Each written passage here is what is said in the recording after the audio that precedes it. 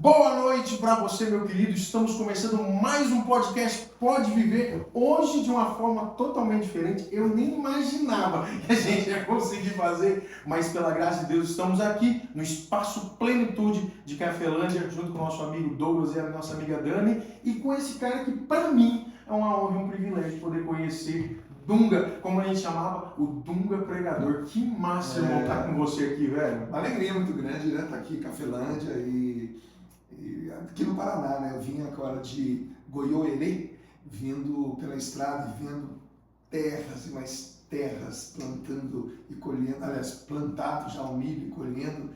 E eu fiquei, puxa, que terra abençoada, né, rapaz? Que terra, que povo abençoado. Desde da capital, das cidades grandes até as cidades pequenas, o Paraná é diferente. O Paraná é bacana. Então, estou muito feliz de estar aqui. Ah, que bom. Dunga, eu vou falar pra você, é uma honra, porque assim, eu já tô muito antigo, já acho, na igreja, na minha opinião, sabe? Eu tô muito tempo.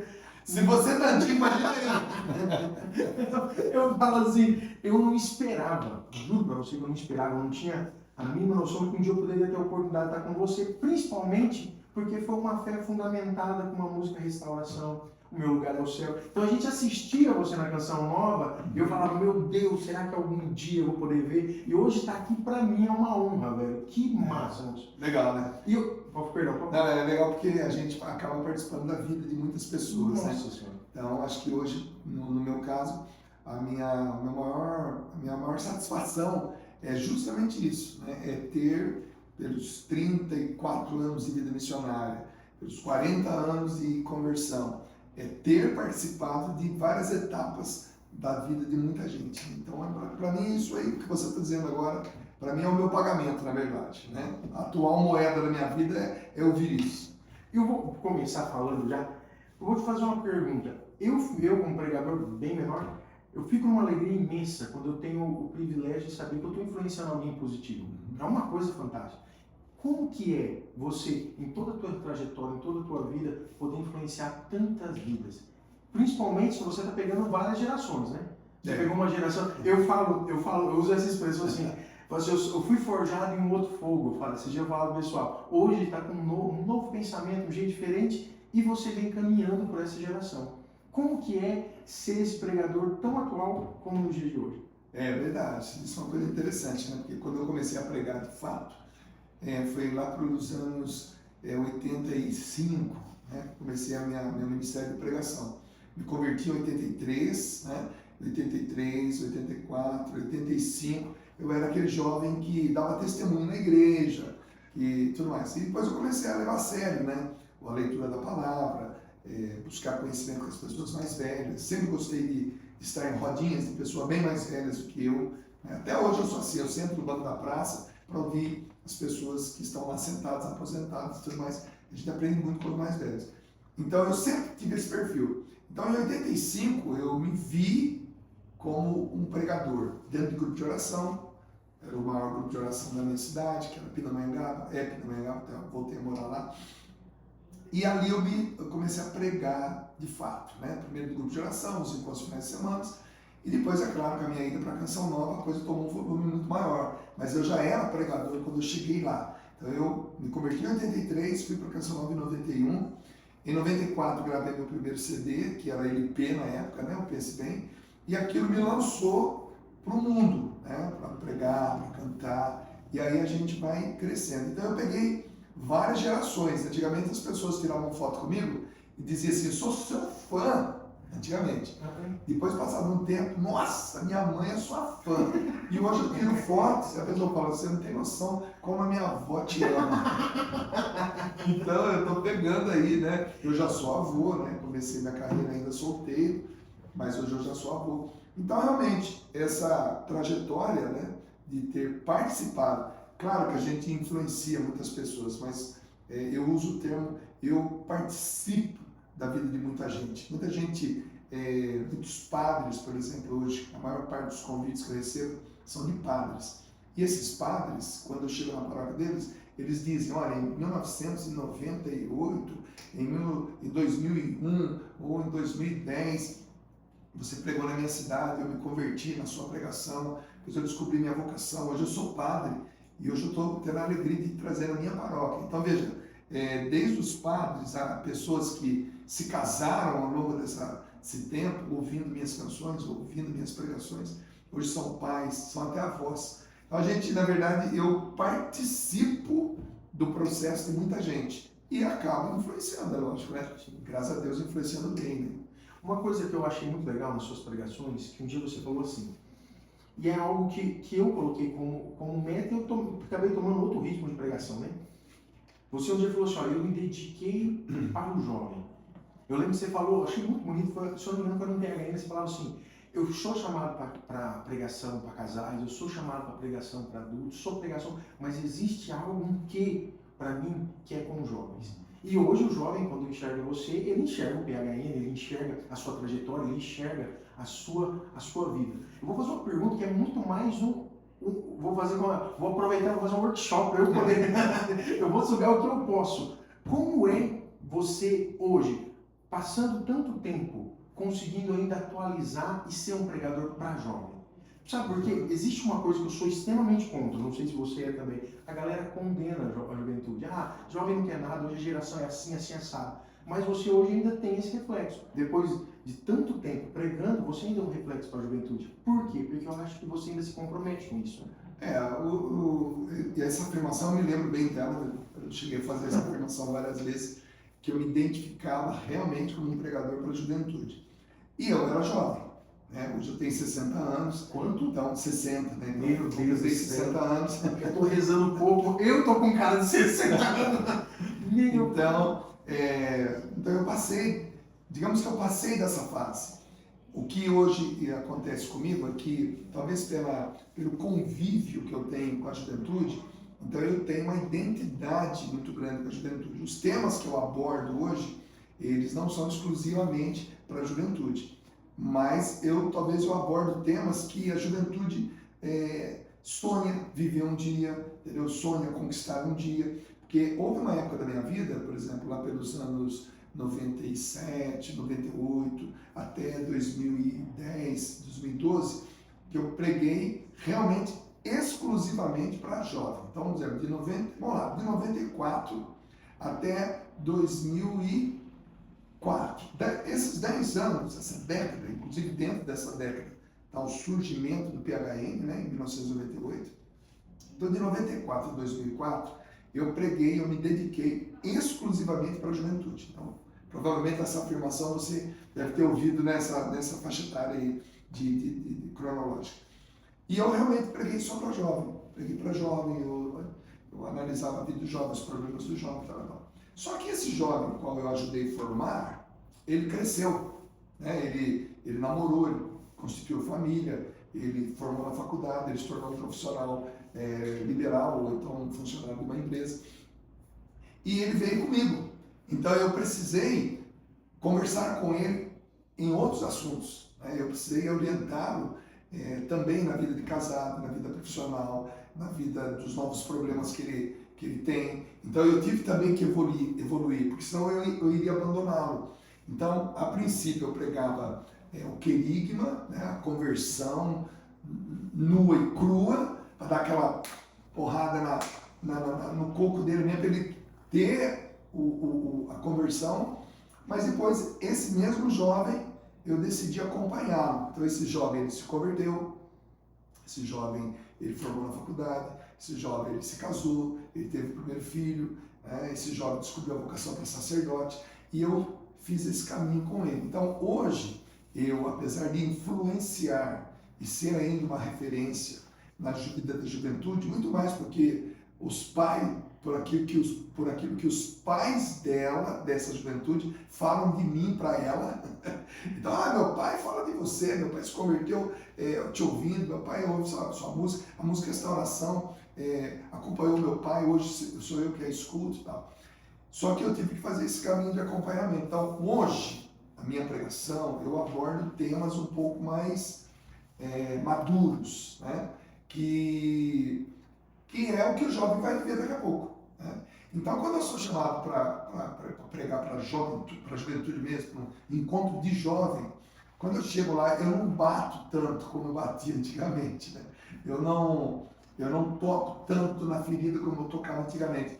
Eu falo mais sobre o futuro dele. Eu tento abrir a cabeça dele, né? O que ele vai, o que ele antevê para daqui a 10 anos, para daqui a 15 anos. Eu tento contextualizá-lo um pouco mais no momento atual, né, da nossa sociedade. Então eu tento dar uma visão um pouco mais ampliada para ele, até porque o jovem hoje está muito sensível, né? Se eu bater nele hoje, como eu batia há 20 anos atrás, ele não aguenta. Ele não aguenta, então ele está sensível. Então eu preciso tratá-lo de uma forma diferente. Sabe, eu vou falar uma coisa bem particular. Eu ainda continuo batendo no jovem do jeito que você batia. Porque como que Mas é que você é jovem. Ah, obrigado. Então, Você é um fofo. Que homem fofo. Então você tem o direito de fazer isso, entendeu? Então, jovem, entenda bem a expressão, né? Sim. Jovem, ele evangeliza jovem, jovem bate em jovem. Adulto não pode bater em jovem, entendeu? Eu, na minha condição hoje, se eu chegar para ele com o mesmo discurso que eu pregava quando começou o PHN, por exemplo, em 98, eu sou um adulto sendo muito duro com ele. Então eu tenho que ser um adulto que amplia a visão dele. Então hoje eu sou um ampliador de visão do jovem, que funciona muito bem, entendeu? Porque eu tenho você, que hoje tem a mesma idade deles e que vai para o front, entendeu? Vai para o contato físico, vai para a dividida de bola, coisa que hoje eu não posso fazer, porque se eu fizer isso, a paulada é muito grande. Então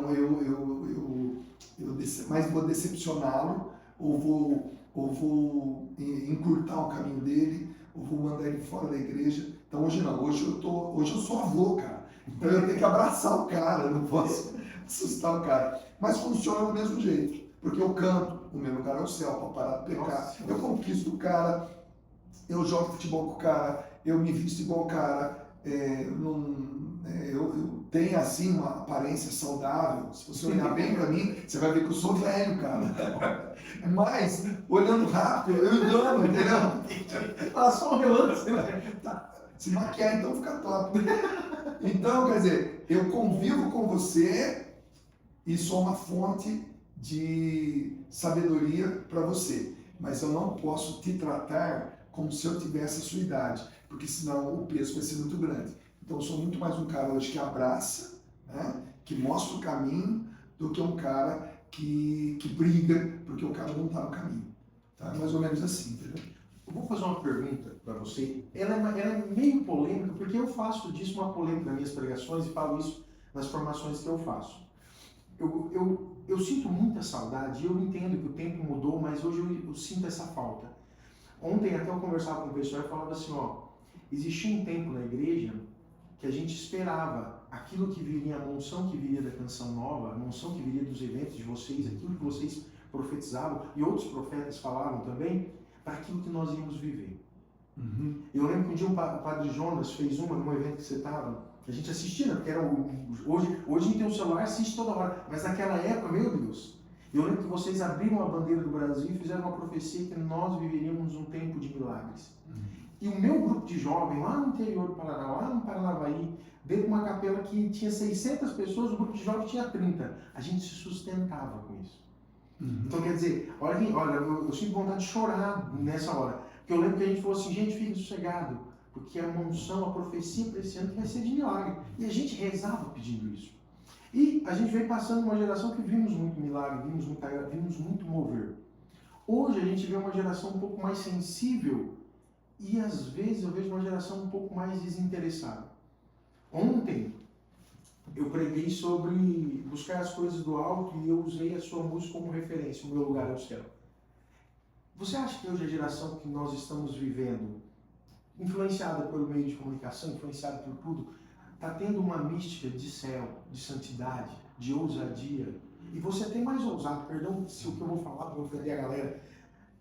A gente está vivendo um tempo que antigamente a gente vivia pelo Evangelho na esperança de acreditar, não de ganhar curtida, não de ganhar abraço, nem de que tirassem foto conosco. Do jeito que a gente saía da pregação, a gente saía mais arrebentado que entrou. Você acha que essa geração hoje, ela está distante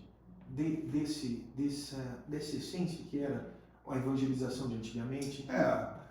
Você usou a palavra, a última palavra que você usou foi antigamente. Então, as coisas mudam, né? Tudo muda, tudo tem um ciclo, né? Tudo tem um ciclo, tudo tem um começo, meio e fim, tudo. A única coisa que não tem fim é o amor, né? Então, quando existe amor, seja uma relação entre duas pessoas, amor a um trabalho, amor a uma missão, o amor não acaba, o resto acaba, então tudo acaba. Então, pessoas morrem, instituições fecham, né? A moda passa, né? Então tudo acaba, tudo acaba. O que não acaba é o amor. Então, se a gente atualiza o amor, a gente atualiza tudo. Porque, por exemplo, é o amor nos anos 30, depois o amor nos anos 50, o amor nos anos 60. Então, eu conheci a renovação carismática católica nos anos 80, né? Então, teve uma década, né? Depois fomos para 90, 2000, 2010, hoje 2020, agora estamos encaminhando para 2030. Em cada década dessas, nós vivemos uma graça especial, né? Por exemplo, nos anos 80, era o batismo no Espírito Santo, aquela experiência, aquela brincalhada de coordenador com padre, com bispo, ninguém entendia ninguém, aquela coisa nada. E a renovação só cresceu. Aí vieram os anos 90.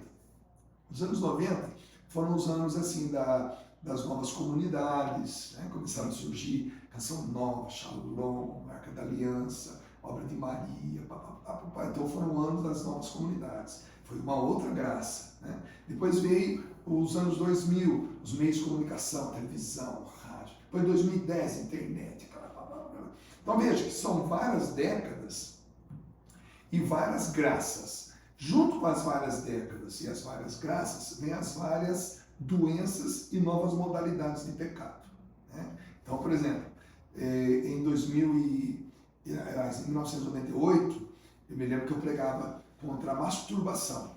Então, o jovem ia lá naquela locadora, onde tinha aquela cortininha, né? E abria a cortininha, pegava uma fita pornográfica lá de um homem transando com a mulher, levava para casa e via aquilo lá e ficava excitado e tal, aquela coisa, e vendo um homem com uma mulher. Pô, bicho, hoje em dia eu tô pedindo, pelo amor de Deus, pro cara. Entendeu? Porque mudou o negócio, cara. Mudou, o cara não quer mais saber do homem de mulher. Então mudou a modalidade de erros, mudou a modalidade de doenças, vai mudando tudo. E a gente tem que acompanhar tudo isso para a gente continuar evangelizando e trazendo, porque o nosso objetivo sempre foi trazer a pessoa para a igreja e nunca mandar ele embora. Agora, naquela época eu evangelizava para trazer o cara que estava na prostituição, na masturbação, na drogadição, para vir para a igreja.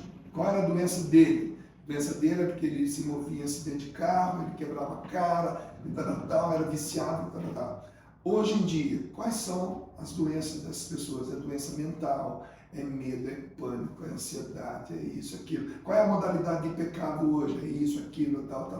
Então, só que o meu objetivo, no finalzinho dos anos 90, era trazer o cara para a igreja. O meu objetivo em 2024 continua sendo trazer o cara para a igreja. Quem tem que se adaptar? Sou eu, entendeu? Porque o mundo, ele segue a sequência natural deles.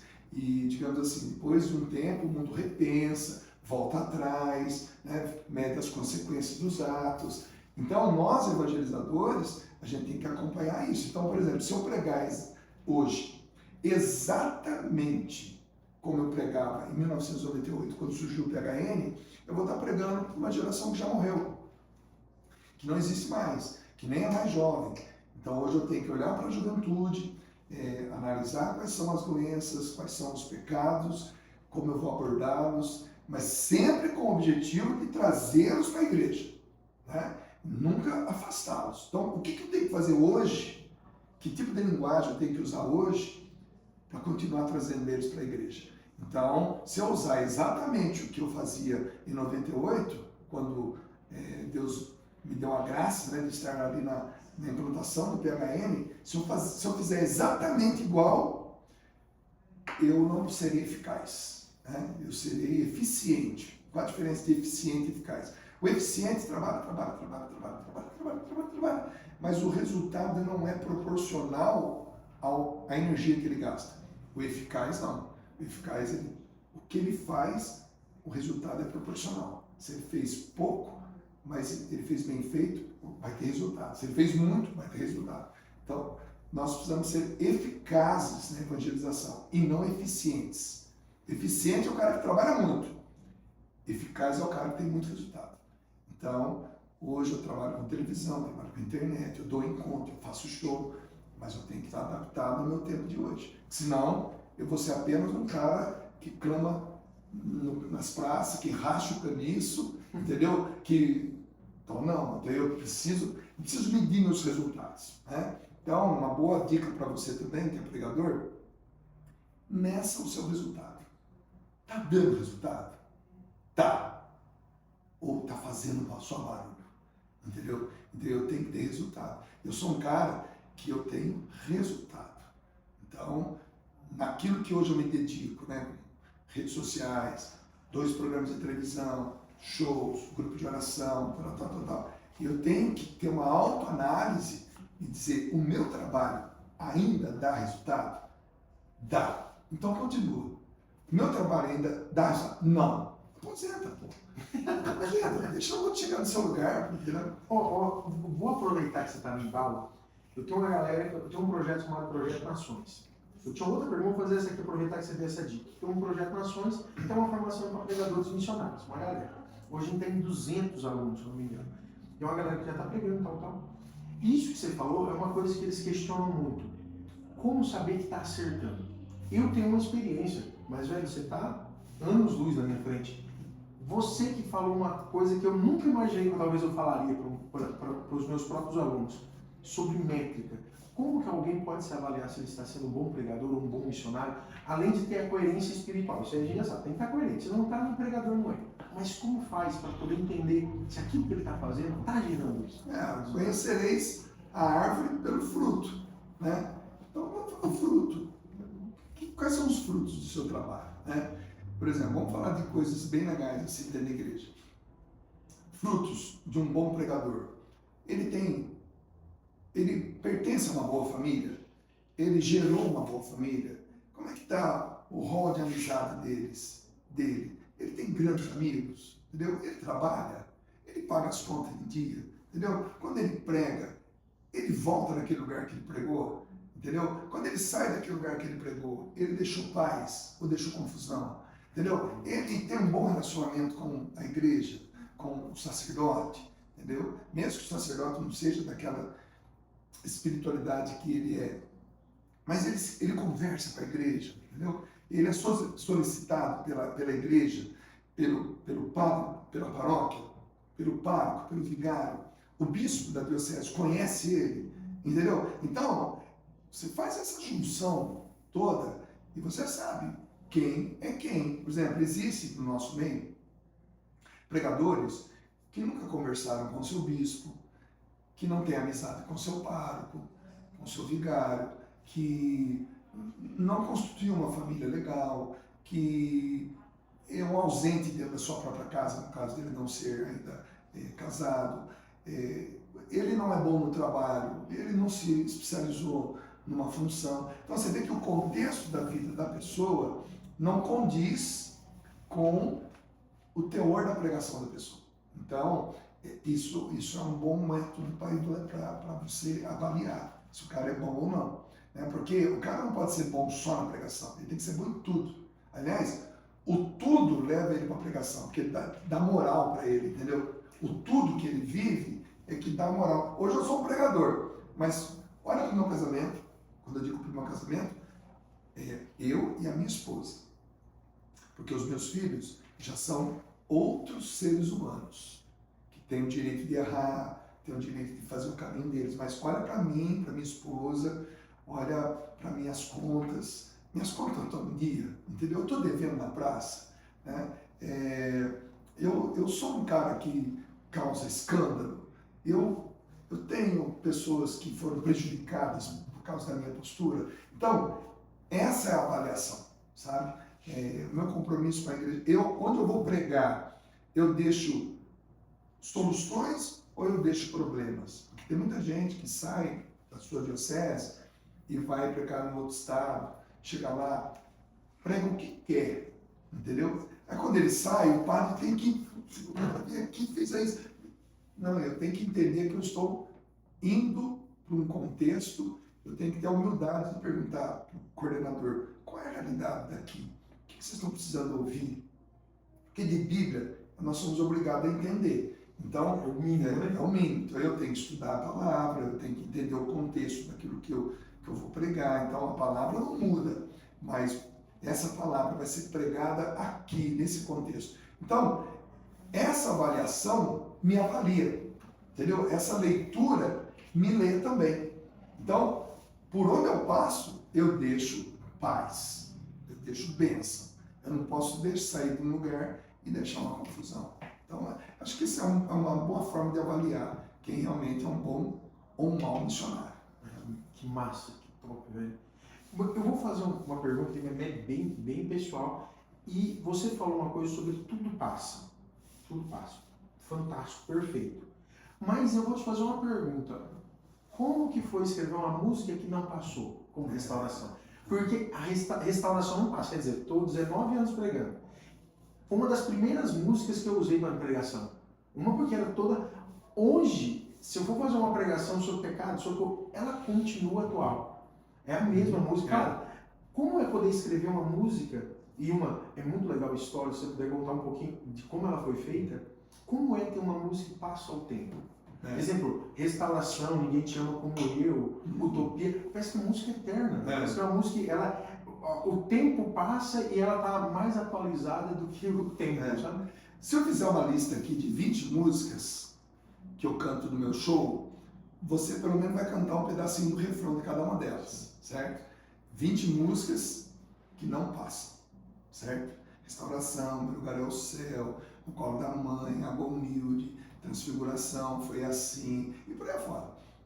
Para cada música minha que você conhece, tem 20 que eu compus e gravei que você nunca ouviu. Entendeu? Essas passaram. Você fala igualzinho. Um dia eu vi a entrevista do Milionário Zé Henrique, ele falou assim, eu não escrevo mais música, ninguém quer ouvir as novas.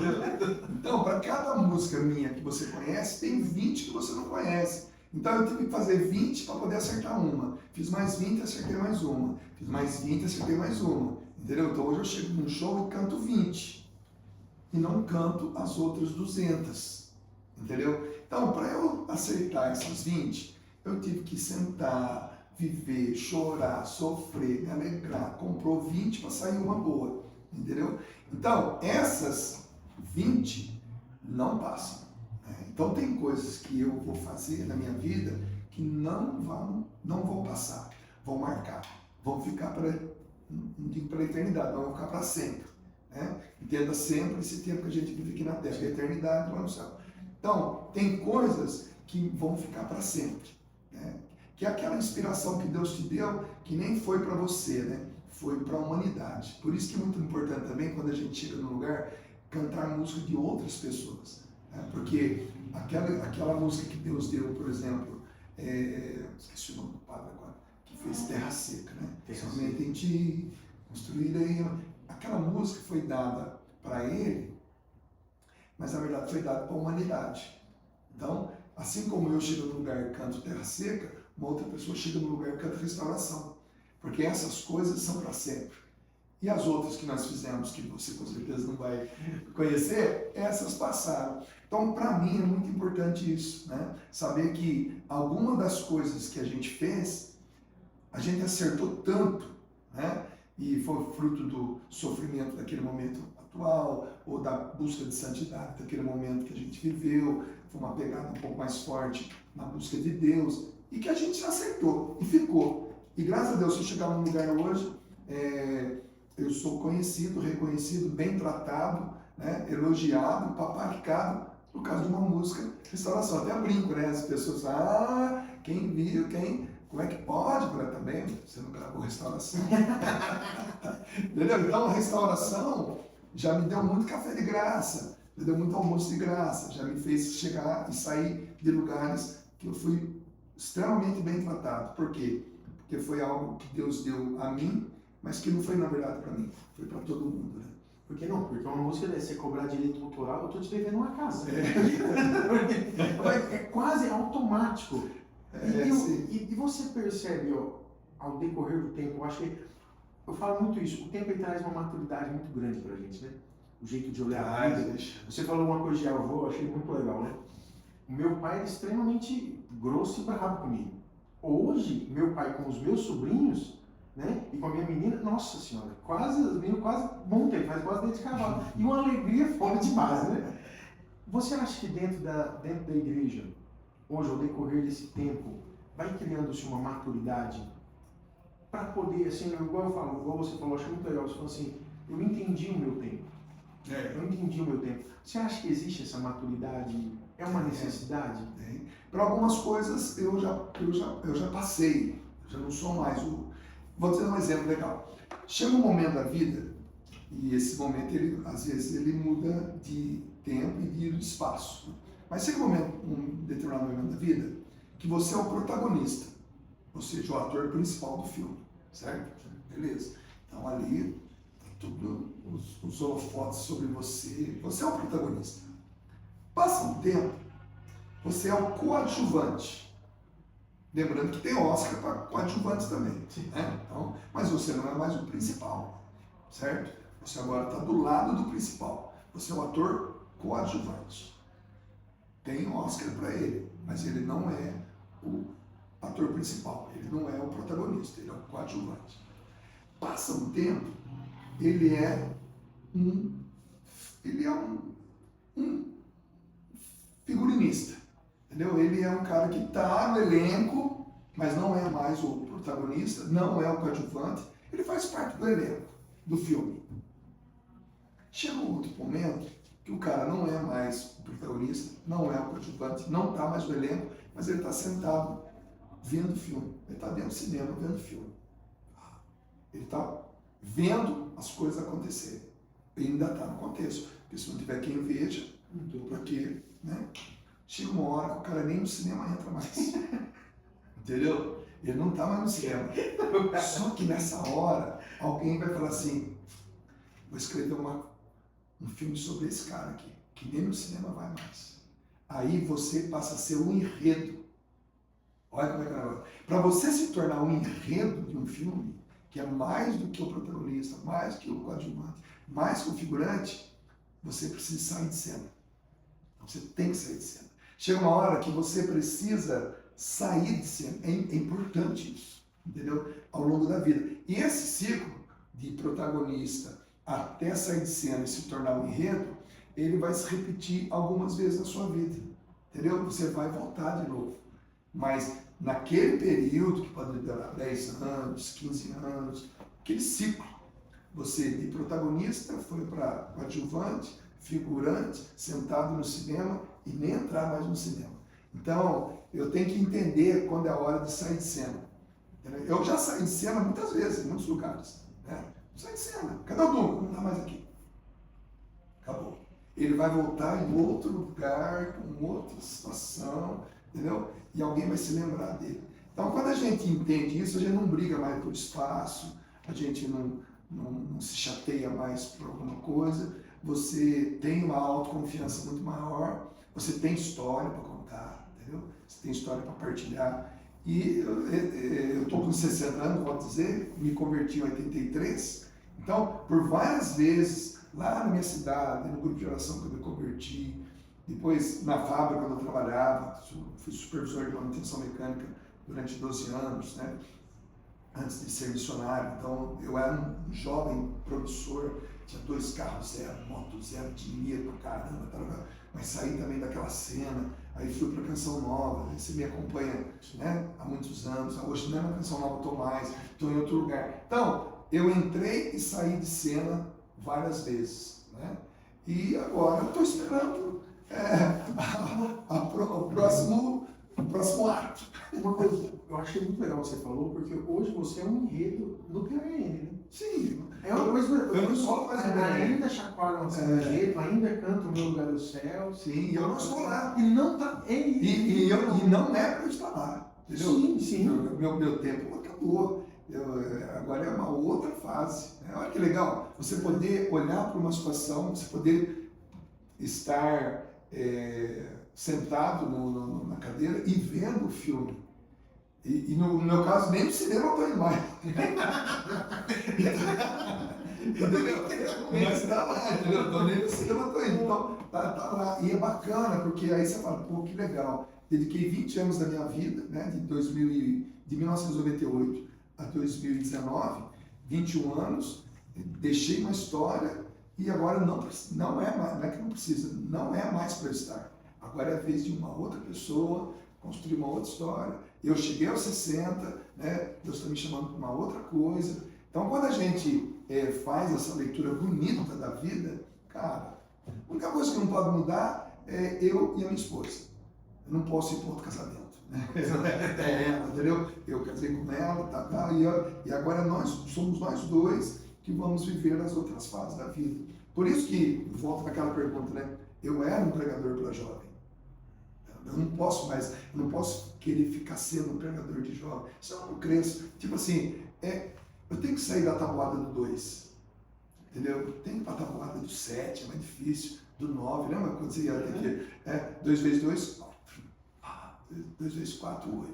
Pô, é facinho. Agora, 5 vezes 7, o cara já tem que pensar. Entendeu? 9 vezes 5. O cara tem que pensar. Você tem que sair da tabuada do 2 e você vai crescendo na vida. É o que está acontecendo comigo. Né? Aonde eu vou chegar? Não sei.